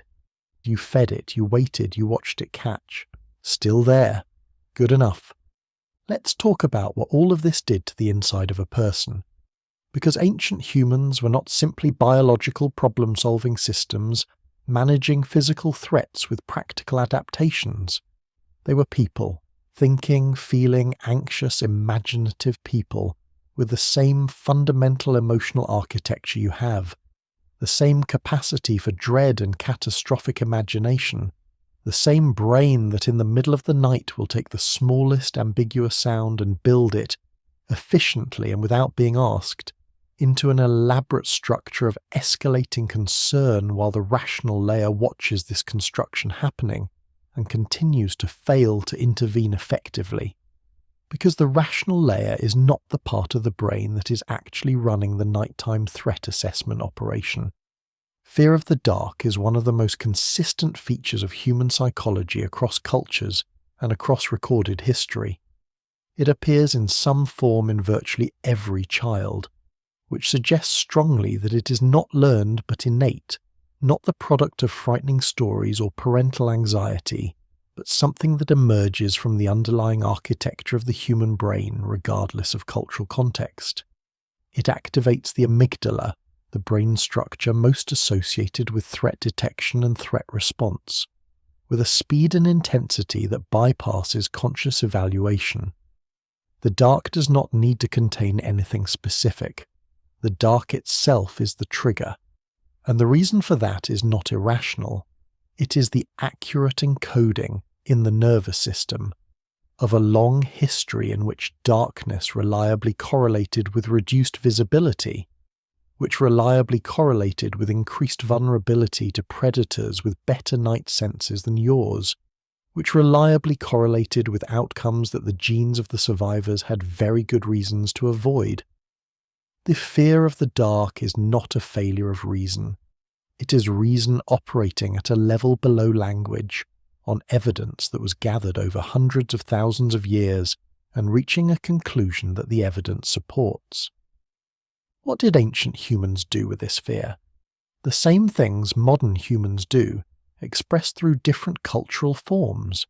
They sat closer together, they talked more, they checked the fire, they told stories that organized the threatening darkness into something interpretable, not safe, but known. The spirit in the darkness, the ancestor watching, the protective force whose favor you could maintain through specific behaviors and specific words and specific rituals that gave the darkness a grammar, a set of rules, a structure within which human action was relevant and human response was meaningful. A darkness that contains known spirits, even threatening ones that require management, is psychologically more navigable than a darkness that contains only the unknown, because the unknown is not a thing you can respond to, and the known, however frightening, at least offers you something to do. This is not superstition in the dismissive sense of the word. This is the mind doing something genuinely functional, organizing experience into narrative and narrative into action, transforming formless threat into structured world with identifiable elements and appropriate responses. The ritual is a technology. The story is a technology. The belief that something protective is watching with you through the long night is a technology that provided real psychological comfort, which produced real physiological calm, which produced real functional benefit, better sleep, more sustained cooperation, reduced chronic stress to the people who used it. The fact that we now understand the mechanics of these benefits without the belief systems that originally delivered them does not diminish what those belief systems were doing for the people who lived inside them. Firewatching also served a psychological function that was entirely separate from the physical. This is measurable. Studies monitoring cortisol levels and blood pressure in subjects watching open fire find consistent, significant relaxation responses, a physiological unwinding that firewatching produces in modern humans sitting in laboratories who have no particular survival need for the fire they're watching. The relaxation is not a product of the warmth. It appears to reflect a deep evolutionary association between the presence of fire and the condition of relative safety. The ancient human watching the fire at the end of the day was not only monitoring a heat source, they were doing something that their nervous system was specifically built to find calming, looking at the thing that meant they were safe, letting the body register that information, and releasing, incrementally, the tension that the waking day had accumulated. Stare into a fire long enough and the mind goes somewhere else. Soft, unhurried. Not quite asleep but not quite fully awake. The thoughts that come in that state are different from daytime thoughts. Less directed, less anxious, more associative, more willing to follow a thread wherever it goes without needing it to arrive somewhere useful. The ancient version of this, in all likelihood, is exactly the same. The fire going, the mind going soft, the dark held back. Good enough for tonight. Let's talk about the times you had to move at night. Because the ideal was clear and everyone understood it. Stay in your chosen location, around your fire, with your group, within the circle of light and relative safety and mutual warmth, and do not move in the dark unless the alternative to moving is worse than the risks of moving. The ideal was rest and stillness, and managed exposure to the night's threats. But the ancient world did not consult ideals before presenting its requirements, and there were circumstances, hunting, water emergencies, flight, that required moving through genuine darkness rather than waiting for the light to return. And those movements, conducted without flashlight or path or GPS or any of the tools that make modern navigation at night a manageable inconvenience, were something remarkable. The tracking of wounded game at night was among the most demanding and specialized versions of nighttime movement. When a hunted animal had been struck but not killed, a common outcome in a world of stone-tipped weapons that were effective but not reliably instantly lethal, the decision of whether to follow up immediately or wait for dawn involved a calculation of competing risks. Waiting until morning meant a clearer blood trail, better visibility, and significantly lower personal risk. It also meant predators with better night senses than yours had been following the same blood trail since the wound was made, and what you found at dawn might be significantly less than what had been there at dusk. In some hunting traditions, following up a wounded animal through darkness, by the sound of its movement, by the feel of disturbed ground underfoot, by a knowledge of the terrain so intimate that it could be navigated at low visibility through accumulated pattern rather than moment-to-moment sight, was a practiced and valued skill. Not done lightly, done when the calculation required it, requiring a quality of attention and sensory integration that modern urban humans have almost entirely lost access to, and that ancient hunters developed through years of direct necessity. Water emergencies push people into the dark in different ways, a group's known water source drying up, or an illness in the group requiring water that could not wait until morning, or a flooding event that made the current sleeping location dangerous. These created situations where the risk of moving was lower than the risk of staying still. Moving toward a known water source in darkness meant navigating by the slope of the ground, by the sound of running water carried on still night air, by the stars when the sky was clear, by the felt memory of having walked this particular route in daylight and knowing that it bent left after the large rock and descended to the stream bed a certain number of paces after the descent began. This kind of kinesthetic navigation, body memory of terrain rather than visual navigation, is a skill that develops with practice and that ancient humans who moved regularly through known territories would have possessed in a form that current walking on marked trails humans genuinely cannot match. Flight was the third and most urgent form of nighttime movement, and the one in which everything that could go wrong was most likely to go wrong simultaneously. The arrival of a threatening group of other humans, an intergroup conflict, was a real and recurring feature of the Pleistocene world, documented in the fossil record, in the archaeological record, and in the ethnographic record of contemporary small-scale societies, sometimes happened at night, and the response sometimes required immediate departure from the current location, in whatever darkness the night provided, moving in the direction of somewhere safer, with the additional complications of speed, group cohesion, the management of children who are frightened and tired, and the need to not lose anyone in the dark. The disorientation of nighttime flight in terrain you're trying to navigate quickly, guided only by memory and the stars and the feel of the ground and the low urgent voices of the people around you saying this way, that is a specific kind of fear that has no good modern equivalent except perhaps fire evacuation at night. And even that is conducted on roads with signs. What made nighttime movement survivable, not always survivable, but survivable often enough that groups continued to exist, was exactly what had made everything else about the ancient night survivable: each other. You held on to each other, literally in complete darkness, on uncertain ground. You moved at the pace of the slowest person. You communicated in whispers and touches. You trusted the person in front of you, and were trusted by the person behind you, and the chain of that mutual trust extended back to the fire you had left, and forward to wherever you were going. The dark was navigable, barely sometimes, at great cost sometimes, but navigable. Let's talk about what early humans built. Because the cave and the rock overhang were available when available, and they were genuinely excellent when they were available, but ancient humans were not passive recipients of whatever the landscape happened to offer. They were builders.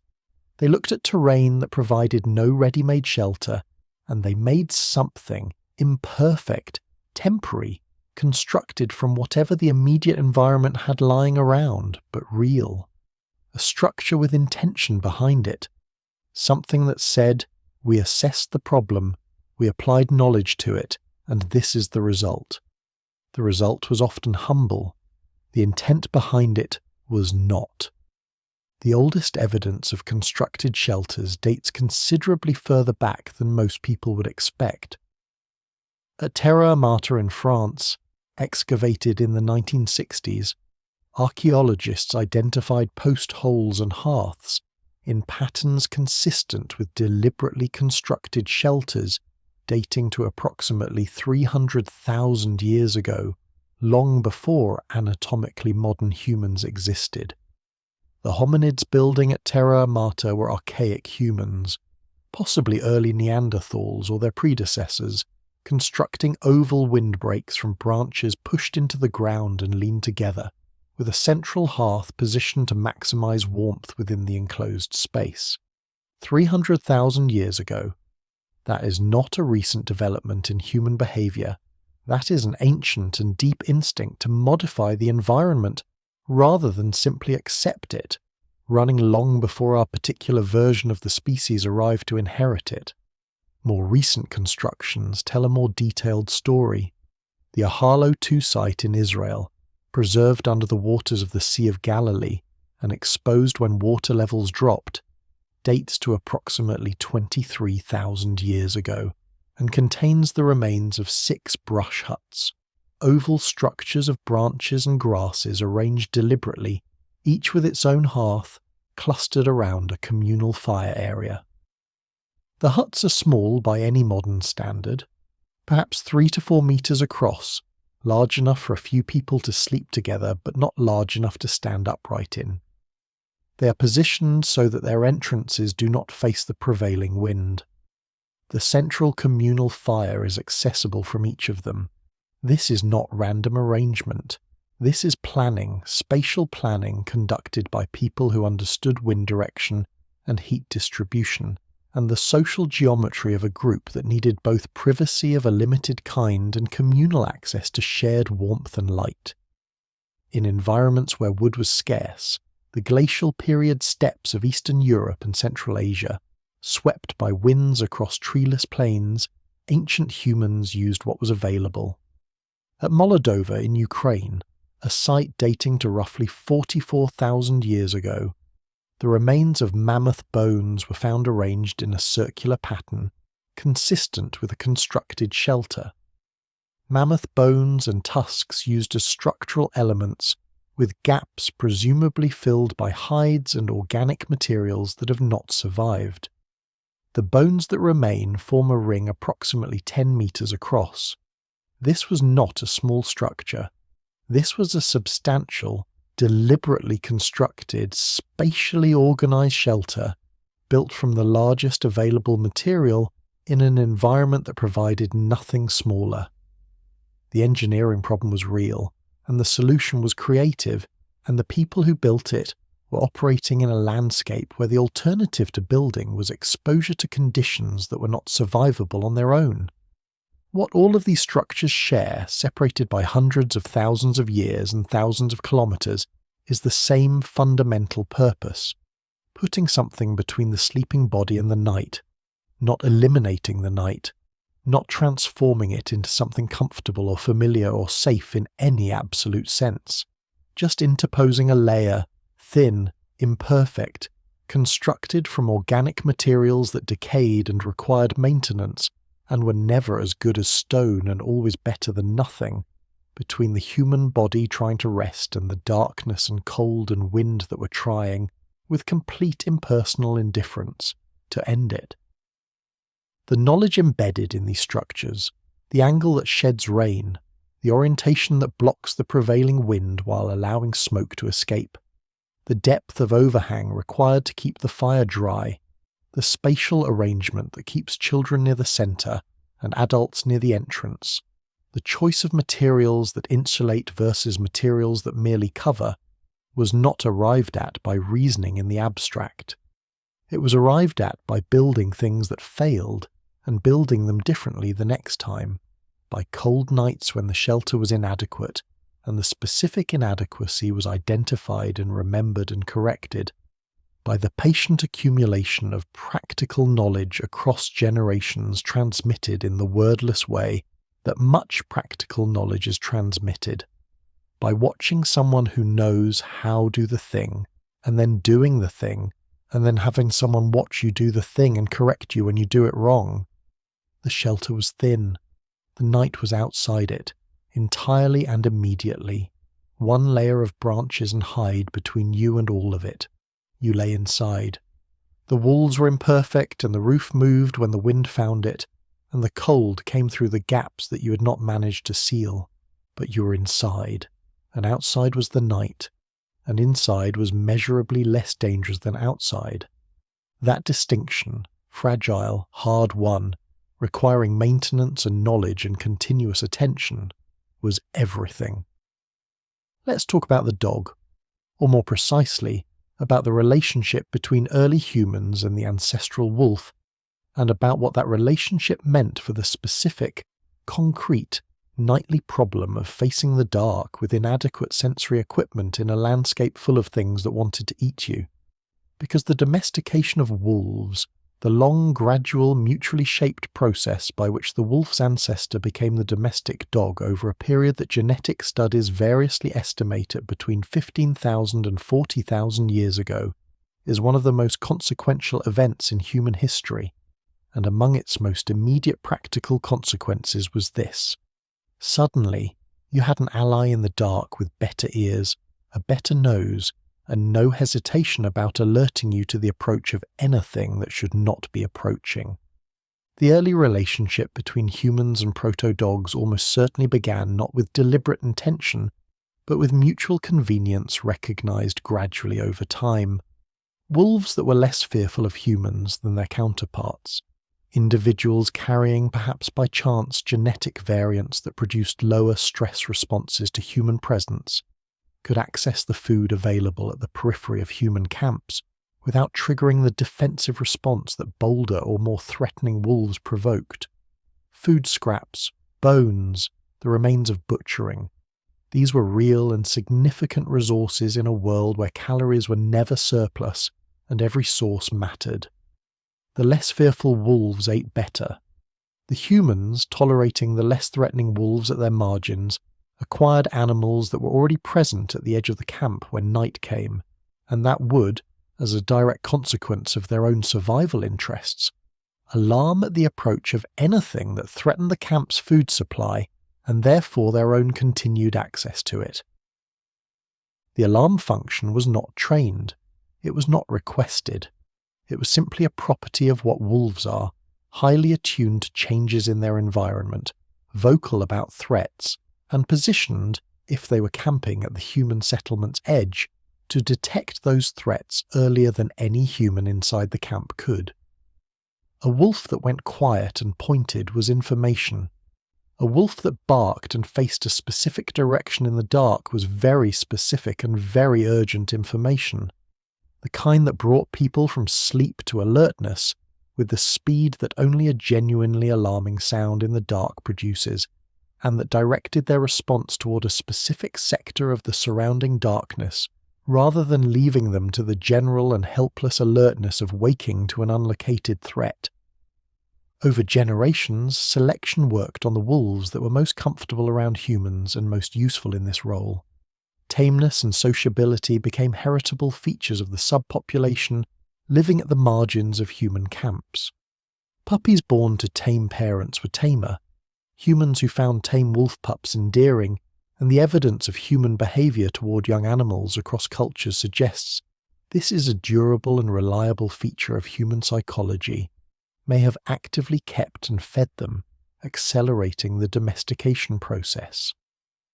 The self-domestication model that now predominates in canine evolution research suggests that humans did not so much choose to domesticate wolves as that wolves with particular temperamental features self-selected into a human-adjacent niche, and the domestication followed naturally from that proximity. Either way, the result was the same.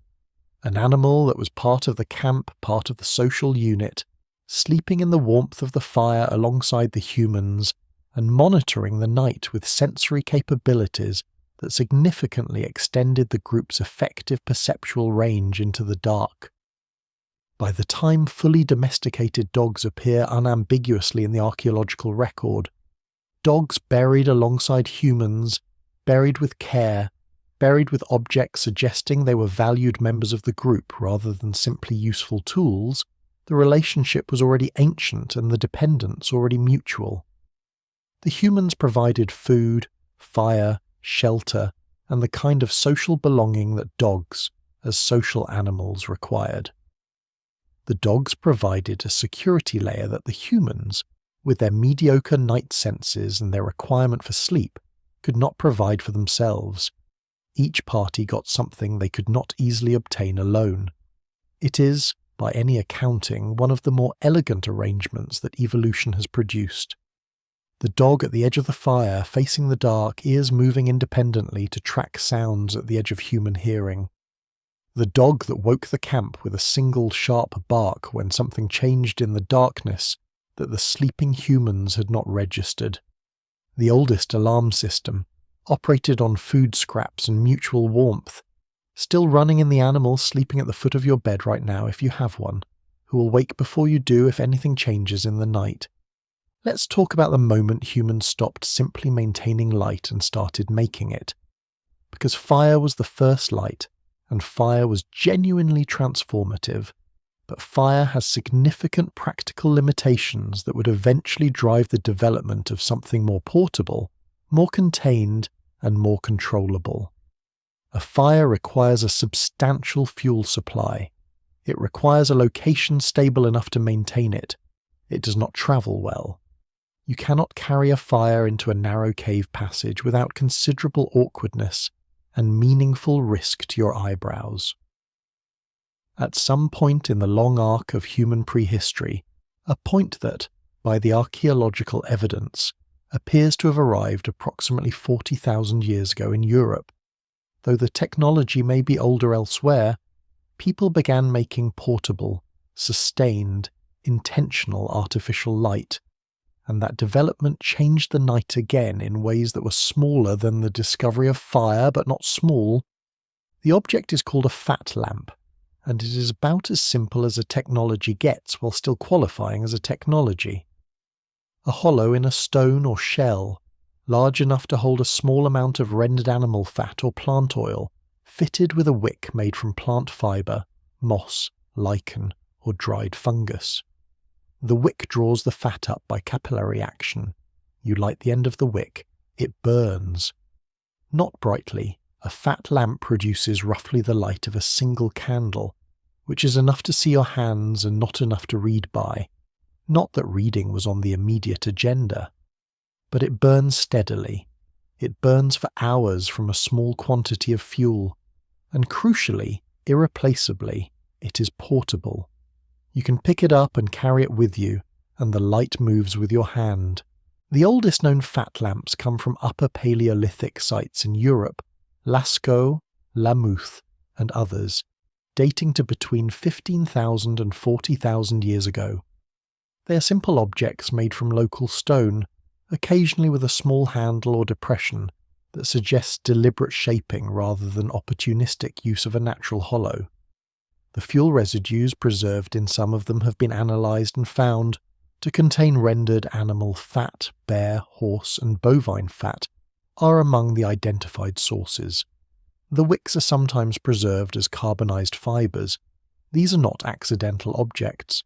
They are manufactured tools made for a specific purpose, and the purpose is light that can be carried into places where fire cannot easily go.